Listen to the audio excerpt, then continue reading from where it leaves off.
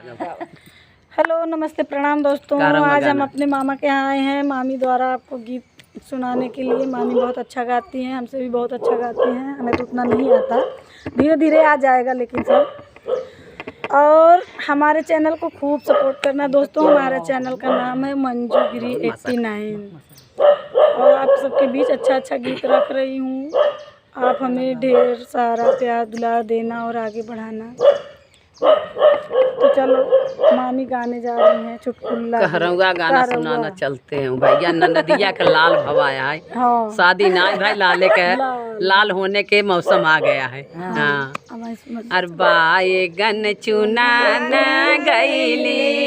लाहुरी नदिया मोरे छैलऊ अर नाना दा कराही गैला पेट मोरे छैलऊ अरे नाना दा कराही गैला पेट मोरे छैलऊ मुहावा बाएगन चुना न गईली लाहुरी नदिया मोरे छैलऊ अरे नानदा कराही गैला पेट मोरे छैलऊ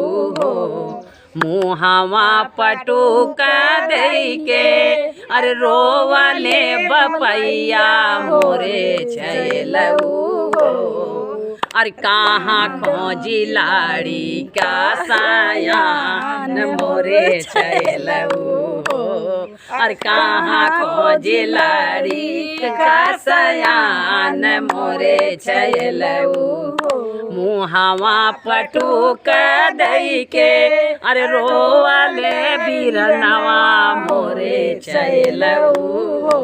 अरे कहाँ खोजी लाड़ी का सयान मोरे छैलऊ यार कहाँ खोजी लाड़ी का सयान मोरे छैलऊ आई बरात पहुँची गौआ के गोइरवा मोरे छैलऊ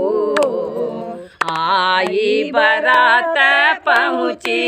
गौआ के गोइरवा मोरे छैलऊ अरे नाना दा कयावई दोहरी पीर मोरे छैलऊ अरे नानदा कयावई दोहरी पीर मोरे छैलऊ आई बरात पहुँची ससुर कई दुआरवा मोरे छैलऊ आई बरात पहुँची ससुर कई दुआरवा मोरे छैलऊ अरे नानदा का भैले नंदलाल मोरे छैलऊ अरे नानदा के भैले नंदलाल मोरे छैलऊ नानदा के रोवई नंदलाल मोरे छैलऊ मुहावा पटुक दई के आई बरात पहुँची ओही रे मरवना मोरे छैलऊ बाजै लागे आना धाबा धा मोरे छैलऊ बाजै लागे आने बाबा मोहवा पटुक दई के रोवले बजनिया साले बजनिया मोरे छैलऊ बाजावा बजाई मोहवा पटुक दई के रोसाले बजनिया मोरे छैलऊ मोहवा पटुक दई के हासले बजनिया मोरे छैलऊ अर बाजावा बजाई की बाधा मोरे छैलऊ बाजावा बजाई की बाधा मोरे छैलऊ मुहावा पटुक दई के हासले कहाँ रहे मोरे छैलऊ मुहवा पटुका धई के हासले कहाँ रहे मोरे छैलऊ अरे कैसे ढौबै तीन तीन मूड़ मोरे छैलऊ कैसे ढौबै तीन तीन मूड़ तो कहाँ चलत है मुहवा पटुक जाई बरात पहुँची ससुरों के दुआरवा मोरे छैलऊ बाजै लागे आनंद धाव मोरे छैलऊ बाजै लागे आनंद धाव मोरे छैलऊ मुहवा पटुक धई के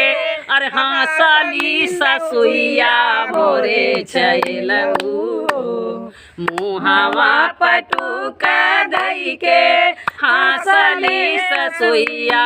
मोरे छैलऊ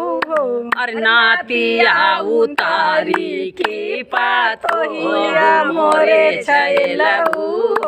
अरे नातिया उतारी की पातो या पतोबा छैलऊ मुहवा पटुक धई के हासले दुल्हाओ मोरे छैलऊ मुहवा पटुक धई के हासले दुल्हाओ मोरे छैलऊ हम तो भैले लारी का के बाप मोरे छैलऊ हम तो भैले लारी का के बाप मोरे छैलऊ धन्यवाद दोस्तों, कितना चटकारा है देखना। चले फिर जाओ तो सीखो, फिर पुराना गाने याद कर।